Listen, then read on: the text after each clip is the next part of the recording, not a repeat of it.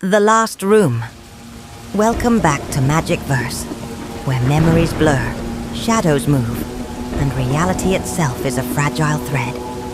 Tonight I invite you to a tale of obsession, regret, and a door that should have never been opened. Turn off the lights, put on your headphones, and listen carefully, because some doors don't just open, they call. The Last Room, I never meant to stay in the hotel. It was supposed to be a quick stop on a long, rainy drive across the countryside. Just a night to rest my eyes before continuing home. That's all. When I pulled into the old establishment, the Bramblewood Inn, the storm had already turned vicious. Rain slammed against the windshield in waves, and thunder cracked like splitting bones. I didn't have much of a choice. The front desk clerk barely looked up when I entered, soaked and shivering. A thin, pale man, his smile too wide and too stiff. "One room left," he said. "Room 307.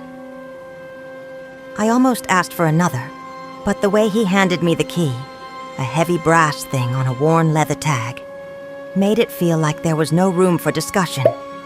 As I climbed the narrow staircase, an odd sensation settled in my chest, like the walls were pressing closer with each step. The third floor was wrong. The carpet smelled of mildew. The lights flickered overhead, humming an uneasy tune. Doors lined the hallway, identical and lifeless, all except mine. Room 307's door was different. It was newer, cleaner, as if it didn't belong. I inserted the key and twisted. The room inside was surprisingly normal. A small bed, a dresser, a TV bolted to the wall. But something was off. A scent in the air like old paper and iron. I should have left then. I know that now. Instead, I threw my wet jacket over a chair and collapsed onto the bed. The first night at around 3:01 a.m., I woke to the sound of whispering.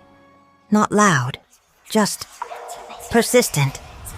At first, I thought it was the rain, but when I sat up, heart pounding, I realized the sound was coming from inside the room. I froze, straining my ears. The whispering grew louder, though I couldn't make out words. It came from the far wall, from behind the old wooden dresser. I stared at it, paralyzed. Slowly, so slowly. I slid out of bed and approached. Each step was like walking through water, thick and heavy. When I reached the dresser, the whispering stopped, silence so deep it screamed. I yanked the dresser aside, and that's when I saw it. A small square door set into the wall, like a crawl space door, newly painted, locked tight with an old iron latch. Why would a room in an inn have a hidden door? My fingers tingled with the need to open it, but some primal ancient part of me screamed, "No!" I stumbled back to bed and pulled the blanket over my head, trembling like a child. I didn't sleep again that night. The second night, I should have checked out. I should have left. But when I went down to the lobby in the morning, the clerk wasn't there. No staff at all. Just an empty desk and a cracked bell. I called out, but only my echo answered. The streets outside were empty too. No cars, no people. The rain still fell, but softer now, almost whispering. Something had changed. Reluctantly, I returned to room 307. It was the only place that still felt real. That night, the whispering returned, stronger, clearer. And this time, I understood. "Open it," they said. "Set us free." The last door, I don't know why. Maybe it was the exhaustion, maybe the loneliness. But I obeyed. I pulled the dresser away again and unlatched the small door. It swung open on creaking, hinges revealing only darkness beyond. A damp, heavy smell spilled out. Mold, rot, and something worse. Still, something moved in the darkness. I couldn't see it, but I felt it. A presence, watching, smiling. And then, before I could react, something reached through the opening. Cold hands, too many fingers.